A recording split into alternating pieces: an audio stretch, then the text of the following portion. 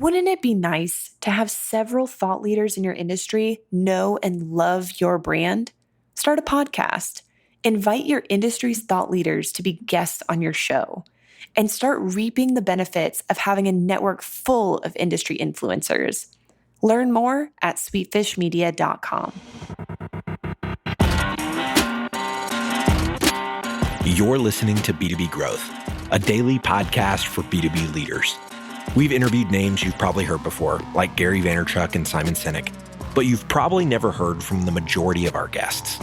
That's because the bulk of our interviews aren't with professional speakers and authors. Most of our guests are in the trenches leading sales and marketing teams. They're implementing strategy. They're experimenting with tactics. They're building the fastest growing B2B companies in the world. My name is James Carberry. I'm the founder of Sweetfish Media, a podcast agency for B2B brands, and I'm also one of the co-hosts of this show. When we're not interviewing sales and marketing leaders, you'll hear stories from behind the scenes of our own business. We'll share the ups and downs of our journey as we attempt to take over the world. Just kidding. Well, maybe. Let's get into the show.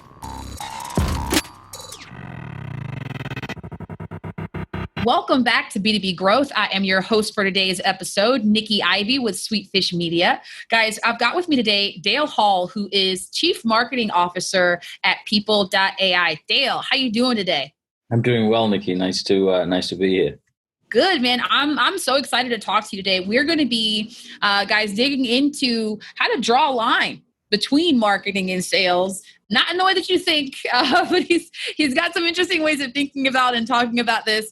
And we'll jump in here in a minute. But before we do, Dayle, I'd love it if you would just give us all a little bit of background on yourself and what you and the folks at People.ai have been up to these days. Sure.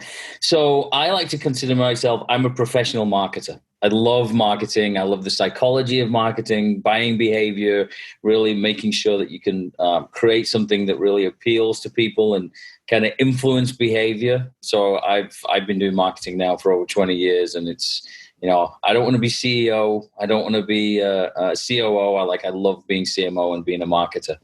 I joined People.ai actually because when I talked to the founder and CEO, Oleg, I completely resonated with what they were trying to solve for, which was they were basically trying to find a way of, for me as a marketer, to be more successful, to really understand what was happening to leads, to things that I would be spending money on and getting a result of that. And basically what People.ai does is we have something called a revenue intelligence system. So we're the first ones to come out with this. It's something new. It's bleeding edge. It's category creation. But what it does is it captures all contact and customer activity data.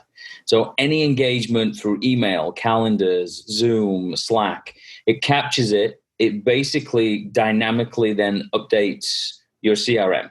Once it does that, once you have all that that's captured, you're then able to run really interesting intelligence and create guidance for your sales and marketing team about what's the best next step to close a deal quicker, to understand where you should put fuel on a marketing campaign, or even potentially identify from a customer success perspective, like where you might be seeing churn. So marketing impact, sales, and customer success. So we like to say that the revenue intelligence system that we have really allows you to unleash the humans, because you don't have to enter data, but also you get to really look at the full selling capacity of your organization, because marketing, sales, and customer success, everyone that impacts with a customer gets to use it.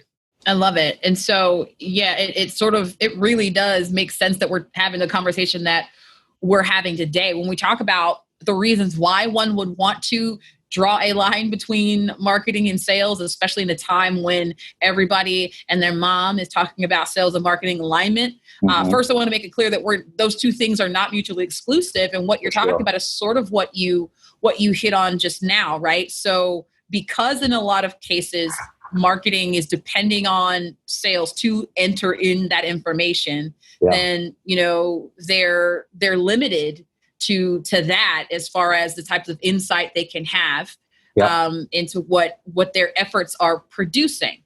And so we draw the line, not between the individuals or between the teams in any kind of, adversarial way, but just to delineate and make really clear what the results of marketing's efforts are so that they're not having to slow down their process and having these individual conversations with salespeople about what happened with lead X, Y, and Z, right? Yeah, for sure. So talk to us a little bit more about that idea of why it's important to make sure that those things are kept separately. Yeah, well, all you need to do is really look at, Salesforce, the top selling CRM was invented 20 years ago. I think they just celebrated their 20-year anniversary. And if you look at, whilst the product has done different things, if you look at how people engage with it, it's still exactly the same.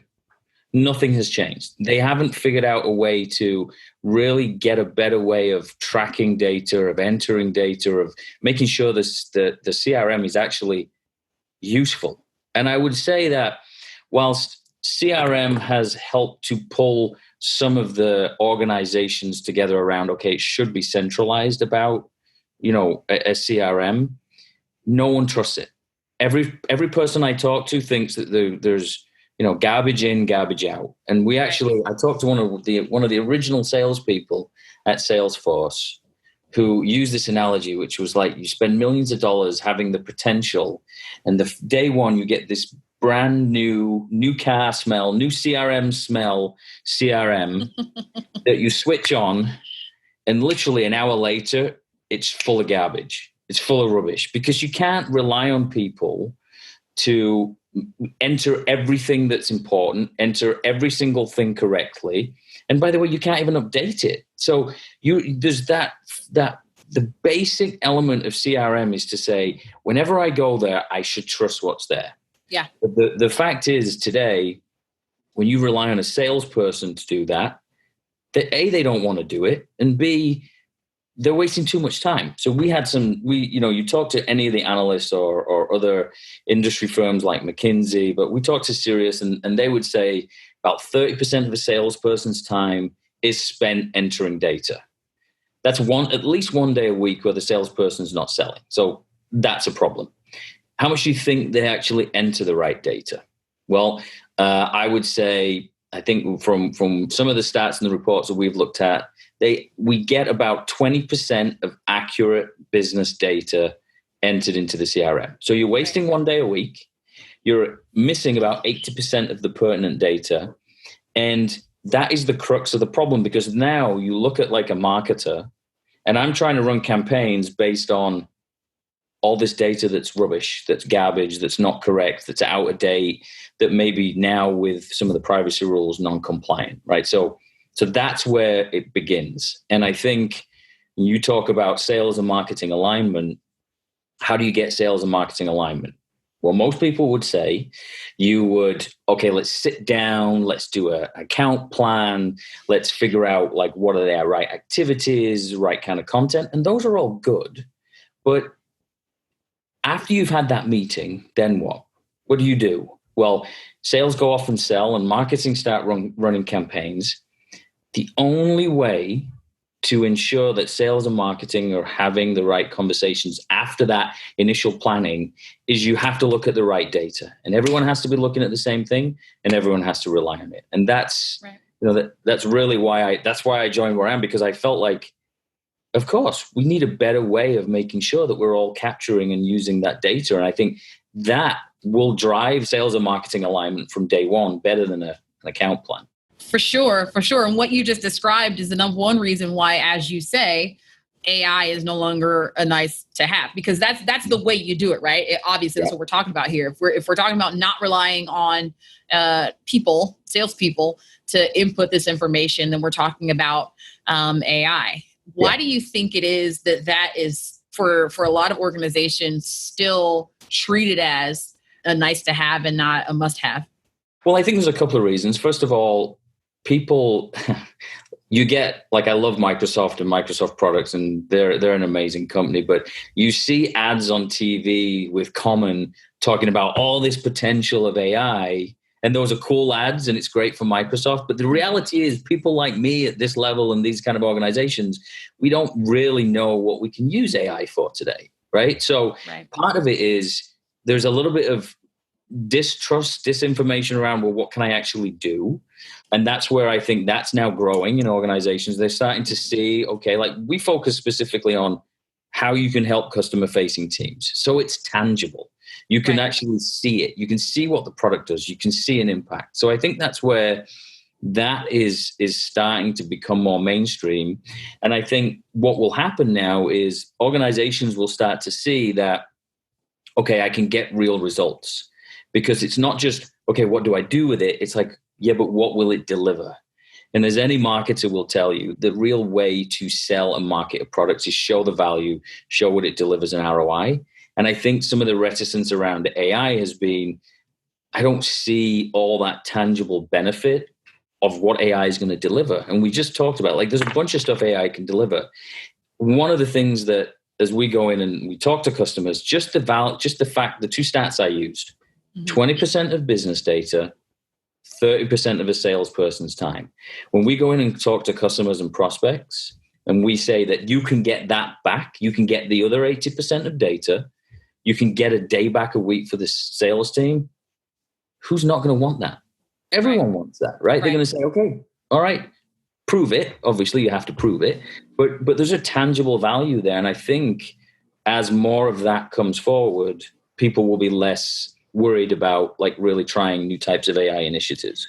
Yeah, I think you're right. I think it's absolutely to do with how AI has been branded within the B2B space. Right. You mentioned the Common commercial, and I can think of a bunch of others who Facebook and Android and a lot of the mobile carriers and things like that have really fun and really engaging content that sort of puts AI at the forefront and leaves sort of at the consumer level, leaves us all like, oh man, what are the possibilities? And gets us to start thinking about what we could do with it and how we could use it to save lives, enhance quality of life and all these things. But in B2B, it's sort of like the most conversations I've heard, just anecdotally, both on this show and with my network about AI, are about how salespeople can future-proof ourselves and our careers by staying ahead of AI so that we're not replaced by bots, which sells it so short, sells AI so short. And it's really a conversation I hope we can stop having because it misses the point. What I think that folks would do well to concern ourselves with, rather than the application, these small applications of AI, which is what I think the B2C branding is around, and more about the implications of it. And once we embrace that, start to understand like what you're talking about, like, hey, this is not something that's intended to spy on you or make whatever these crazy ideas are that people have about it, but it's how you get the thing that you always wanted. Like you said, who says no to that? Yeah, for sure. And there's, there are rules and regulations coming in to protect us, like GDPR, like the California data privacy rules. So those are good. They help consumers and other users to know that there is some protection. What I would say is that, and again, I know this doesn't apply to every company, but the way to look at it is if you think about the worst part of your job and the things that you don't like to me, that's why AI is getting traction, is because if you can automate things like not having to enter any data in CRM, that doesn't mean that someone's taking a salesperson's job. It just means that salesperson can spend more time working on a ROI calculator for a customer, or figuring out a better onboarding experience for someone they've just sold to. It means the meaningful stuff, the stuff that takes a little bit more thought process, and where the salesperson is really good, which is that relationship, building that relationship. Right. They get to do that. And I can't imagine any B2B or any selling organization that wouldn't say, I wish my sales team could spend more time engaging with the customers and delivering a better personal experience, really understanding them. Great, have them do that. But the other stuff that they're spending a day a week on, let's see if we can automate that. And one other point you made around, how people kind of interact with and really trust AI. Like I talked to a bunch of industry analysts, and there's one guy I talked to, a guy called Jim Lundy, who was at Gartner, and he now has his own firm called Aragon Research. When I talked to him about what we do at People.ai, his response was, "Oh, it's real AI." And I said, "Well, what do you mean by that?"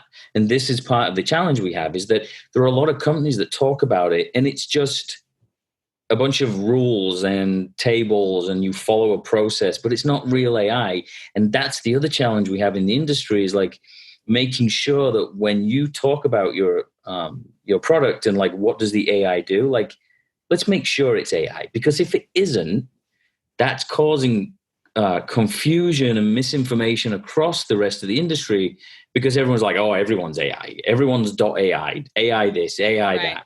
Right. So that causes more confusion and mistrust from all of us as well. So we got to get past that part too. Imagine it, a spreadsheet filled with rows and rows of your sales enablement assets. You've devoted 2 years to organizing this masterpiece, only for it to stop making sense. This was Chad Trabucco's reality. As the head of sales enablement at Glint, a LinkedIn company, he's responsible for instilling confidence in his sales reps and arming them with the information they need to do their jobs. However, when his glorious spreadsheet became too complex, he realized he needed a new system.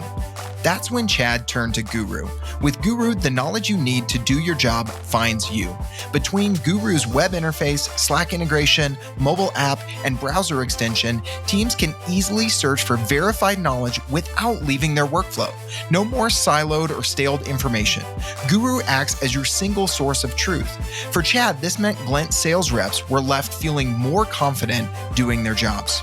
See why leading companies like Glint, Shopify, Spotify, Slack, and more are using Guru for their knowledge management needs.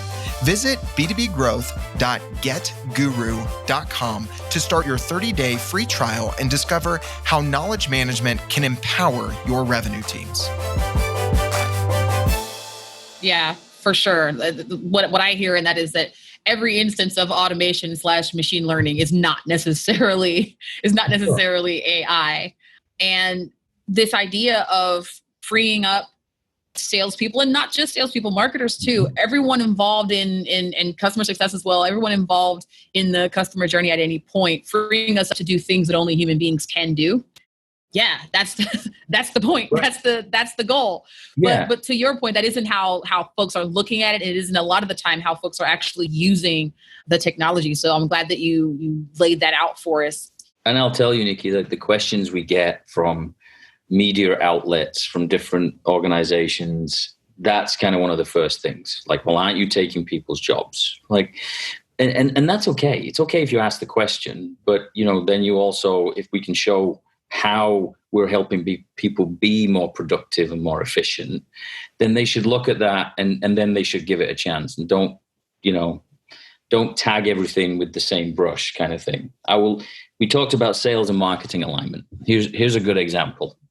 As a marketer, when I run campaigns, if I can use different tools, different AI tools to show me not just what initial names that came into my campaign, but if I can then see every single sales activity once that campaign came in and went into the sales funnel, if I can see every single sales activity, who's been called, who's had an email, what meetings are set up, and then I can show what opportunity has been created, that saves me. Like in the past, I would have to follow up I'd have to go into each CRM record and I'd have to see if they entered the data. We know they don't enter data. So then what I'd have to do is call the sales guy and like, hey, did you follow up on this Shell oil deal? Like, what have you done? What are the activities? Do you think the salesperson even wants to have that conversation with me? No, of course they do.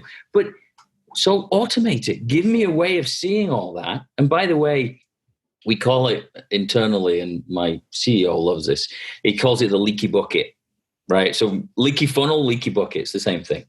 So the idea of that is, if I can minimize the fallout of as much as possible, you can never completely do it.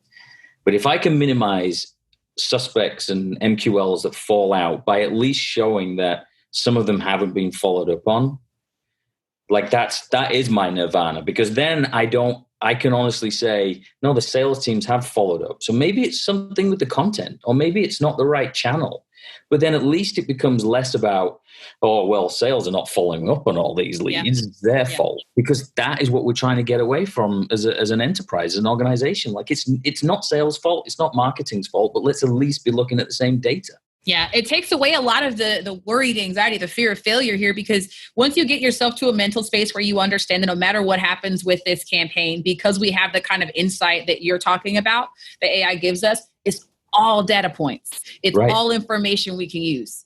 And so there's no reason to shrink away from that. As uncomfortable and, as shameful as nudity can be liberating as well. So to be exposed in that kind of way, it's human to want to shrink away from it. But at the end of the day, it's something I believe in. A lot of folks say, truth hurts. I say it all the time. The truth is liberating. Yeah. So, I'm so excited about my organization and other organizations, what we all stand to gain once we accept that there's going to be that discomfort in exposing those, leaks in the bucket, and then using what we have now in a smart way to get past that, to break through that. I mean, you're right. And no sales or marketing person wants to be naked in front of the other organization and really be stripped down to like, oh, you can really see what I have and haven't done. So that's a really good analogy. But I think that, and we do get questions from prospects as we're talking about, like, well, when you're doing this and you understand all the sales activities, don't you get salespeople who are like, I don't want this, what's going on? Like, I don't want people knowing what I'm up to. Yeah, of course we do. But you know what? Those are the people who are probably sandbagging, who are probably not working that hard. Yep. And they don't really want to have that exposed. Yeah. Yep. And they're halting progress, and they know it. And they know it, right? I mean, let's talk about one of the quintessential parts of the sales process, forecasting. Forecasting is essentially a bug. It's a bug in the system because you're basically relying on someone that says, yeah, I think this is here and we've had a meeting, but they don't track all that data. They're not who they've met with or what was said in the meeting. So then that gets rolled up in a fancy tool that shows like what you're going to close. And at the end of the quarter, you hit 60%. And everyone goes, oh, well, we missed that.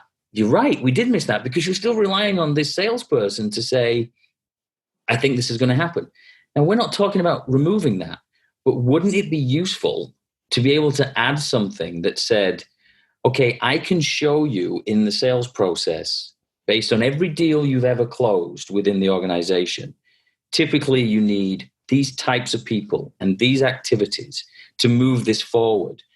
Wouldn't the sales leader benefit from being able to call the sales rep and say, hey, typically we have a CFO at stage 5 of these types of deals. You don't have a CFO in your deal right now, but you're calling it to close in 4 weeks. Is that really true? Like what power you have with that information? And like, I mean, the salesperson is like, okay, you might be right. But as an enterprise, like, get the bug out of forecasting. Let's add some real quality data to it too. I'm going to tell you what this reminds me of, and then we better get to the next segment because I could just do this all day. But So when I was little, my dad liked to throw like parties and invite friends over and drink beers and play spades, right? Okay. When you play spades, you bid, right? Right. So without AI and without that insight, right? It's like the salesperson forecasting. The salesperson saying, I don't know, I got 2 and a possible, right? They're talking about what they can do based on only what they can see in their own hand, right? Yeah. When we make a broader picture of that and we add into the mix this AI, that's like when my dad used to have me walk around the table and look at other people's hands so that he could say... Well, that's something different.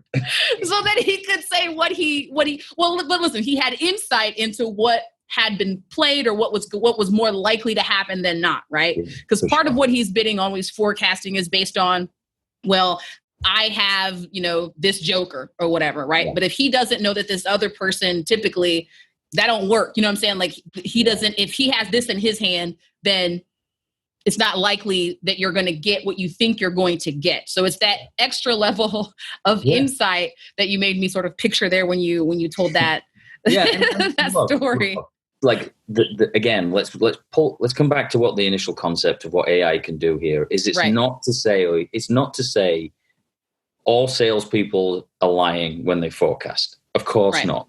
And by the way, sales is still one of the hardest jobs to do. The pressure, the things you have to do. So I get that, and I'm on board with it. But if you had the opportunity to have a level of data and intelligence underneath it that could make you feel more comfortable and more secure in it, that's what we're talking about. It's not to say you don't need to forecast, but it's to say, is that the measure of whether you're going to hit the quarter, or is there some other way of measuring through contacts, activity, and engagement? Is there another way of saying, do we really feel confident that this is going to close? Right. Yeah.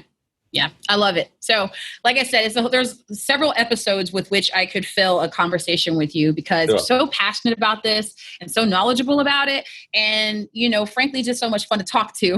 Good. But now that on this subject that I have successfully picked your brain and seen what I could get out of it, Dayle, it's time for you to tell us about what you're putting in it. So talk to us about a learning resource that you've engaged with here recently that is informing your approach that's just got you excited these days.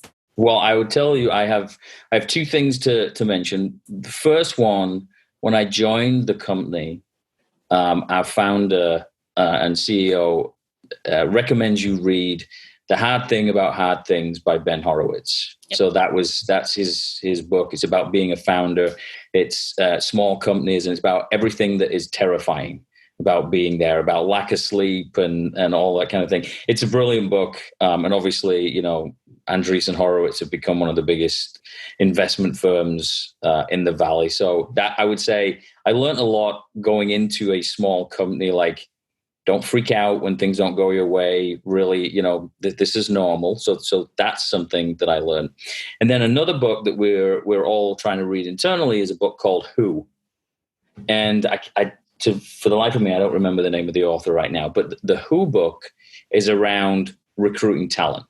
And in the Bay Area, in tech, hiring and retaining talent is one of, if not the hardest things to do. There are so many opportunities. There's so many different companies. There's so many big companies now. You've got the Facebook and Google and Salesforce. They just throw money at people. So the Who book is around the best way to recruit the right people. And it's interesting because I've always considered myself pretty good at judging people and recruiting and, managing talent. But there's just reading through that book around how certain types of questions, how you ask them, how to identify things like culture fit. What I learned was some of the things that I've been doing, like I hadn't been pushing hard enough, and the mistakes that I've made over the last few years in hiring, that book helped me identify them. So if you are in a recruiting role, you don't have to be CEO, CMO, CRO. But if you're a recruiter, if you're looking to hire people and you maybe have had some challenges or made a few mistakes or whatever, I would recommend that book hands down, because I learned so much about improving my own process. And I realized I may think I'm good, but we all have things to learn every once in a while. So I'd highly recommend that. Nice. It might also be a good hack. I mean, if you're looking for opportunities, this is what folks who are recruiting and hiring are reading, you would do well to make yourself aware. So thank you for that and giving us that tiny bit of insight into what's moving you these days. Like me, I know that everybody listening has become a fast fan of yours, and they're going to want to keep up with you. So tell us, Dayle, how people can connect with you. Well, so I'm always hanging around LinkedIn, trying to post things that I think are useful. So I'm on LinkedIn. I have a Twitter handle. It's I won't explain why, but it's Marina Daza. Long story. I won't go into it. So I'm generally on and around that, and I'm hoping as this company keeps growing that you'll see me at industry conferences and other places like that. Well, at the very least, we'll probably see you on this show again, because like I said, this was fun and I got more questions for you. You're great. Thank you so much, Dayle. I appreciate the time. We totally get it. We publish a ton of content on this podcast, and it can be a lot to keep up with. That's why we've started the B2B Growth Big Three, a no-fluff email that boils down our 3 biggest takeaways from an entire week of episodes. Sign up today at sweetfishmedia.com/big3. That's sweetfishmedia.com/big3.